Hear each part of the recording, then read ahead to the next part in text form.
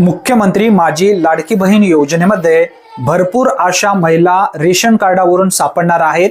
E-KYC करून त्यांचा काहीच फायदा होणार नाही। व्यवस्थित माहिती समजून घ्या। रेशन कार्डामध्ये आपल्या कुटुंबातील किती महिला आहेत, किती महिला पात्र आहेत, किती महिलांना या योजनेअंतर्गत लाभ दिला जाणार आहे, हे कशा पद्धतीने आपल्याला घरी बसल्या आपल्या मोबाईलच्या माध्यमातून चेक करता येतं, या संदर्भातील पूर्ण माहिती आपण व्यवस्थित समजून घेणार आहोत। तुमच्या कुटुंबात किती महिलांना लाडकी बहीण योजनेचा लाभ मिळेल हे सुद्धा तुम्हाला आता समजून येणार आहे। त्यासाठी नक्की हा व्हिडिओ सर्वप्रथम तुमच्या मोबाईलमध्ये गुगल प्ले स्टोर ओपन करा आणि त्यामध्ये मेरा रेशन या नावाने सर्च करा। मेरा रेशन या नावाने सर्च केल्यानंतर इन्स्टॉल करून घ्यायचे तुमच्या मोबाईलमध्ये हा ॲप।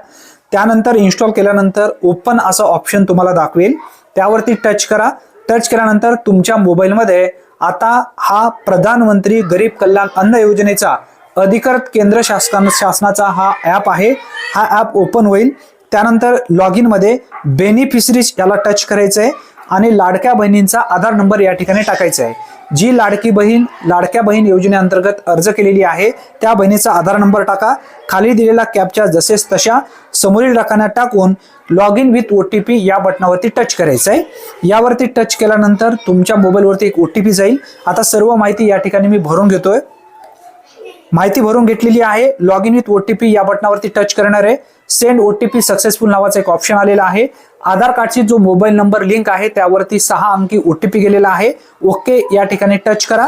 टच केल्यानंतर बघा आलेला 6 अंकी OTP तुम्हाला OTP व्हेरिफिकेशन नावाचा जो ऑप्शन आहे यामध्ये जे 6 तुम्हाला डब्बे दिसत आहेत त्यामध्ये टाका आणि व्हेरीफाय या बटनावरती टच करा।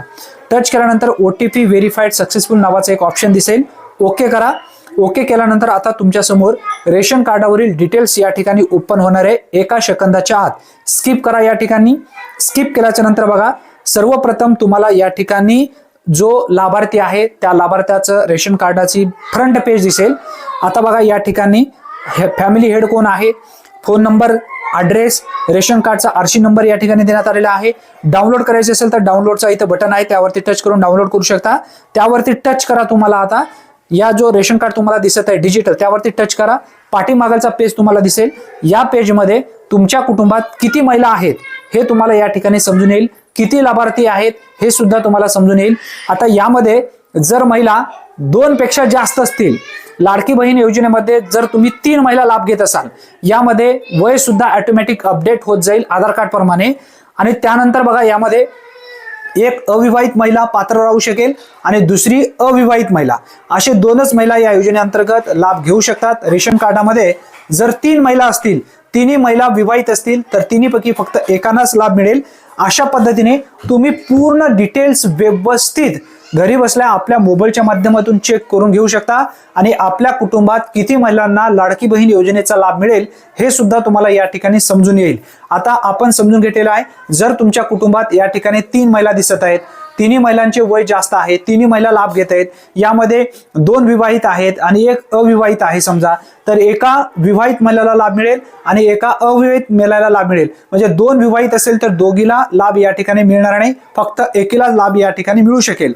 अशा पद्धतीने लाडकी बहीण योजनेमध्ये कोण पात्र होणार, कोण पात्र होणार नाही हे सुद्धा तुम्हाला रेशन कार्डावरून सहजरित्या चेक करता येते।